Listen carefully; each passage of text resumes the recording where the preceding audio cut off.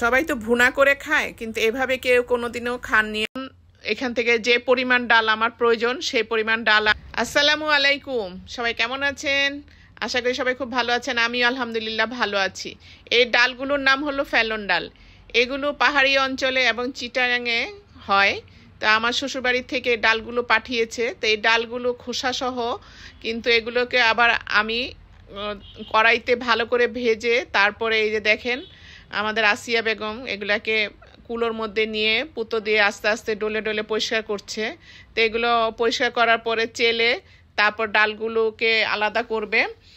তা আলাদা করার পরে তখন এখান থেকে যে পরিমাণ ডাল আমার প্রয়োজন সেই পরিমাণ ডাল আমি নিয়ে একটা শুটকির তরকারি রান্না করব। সেই জন্য আজকে আমি এগুলো নিয়েছি। শুটকির তরকারির জন্য দেখেন আমি বেগুন, আলু, পটল, চিচিঙ্গা, বরবটি যা আমার বাসায় সবজি ছিল সেগুলো নিয়েছি, সাথে চিংড়ি মাছের শুটকি নিয়েছি। এই চিংড়ি মাছের শুটকি দিয়ে আমি এটা রান্না করব। এই যে আমি এখানে হলুদ, মরিচ, ধনিয়া, জিরা যা আছে সেগুলো দিয়ে কষাচ্ছি।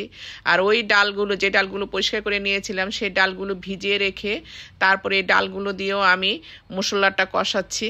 তো কষানোর পরে আমি সবজিগুলো সব দিয়ে দিলাম। এখন সবজিগুলো অনেকক্ষণ কষাতে হবে। তা আমি এগুলো এখন কষাই। সবজি সহ ডালগুলো কষানো আমার মোটামুটি শেষ পর্যায়ে চলে এসেছে। এখন আমার পানি দেওয়ার পালা। পানিটা গরম পানি দিবেন অবশ্যই, কারণ গরম পানি দিলে তরকারিটা খেতে অনেক মজা হয়। তো এখন এই তো সবজিটার মধ্যে আমার পানি যেটুকু দেওয়া দরকার আমি সেটুকু দিয়েছি। আমি এটা এখন সিদ্ধ করব। এখন আমি ওই যে চিংড়ি শুটকিগুলো ধুয়ে রেখেছিলাম সেগুলো এখন আমি দিয়ে দিলাম। এই শুটকিটা রান্না করার প্রসেসই এরকম যে রান্নার শেষ হওয়ার মুহূর্তে শুটকিগুলো দিতে হবে, তারপরে ওটার ফ্লেভারটা অন্যরকম হবে।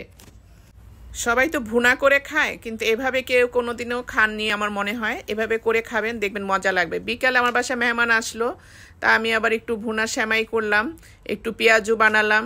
এখন আমরা বিকালে নাস্তা করছি পেঁয়াজু আর সেমাই দিয়ে। আজকের জন্য এই পর্যন্ত। সবাই ভালো থাকবেন। আল্লাহ হাফেজ।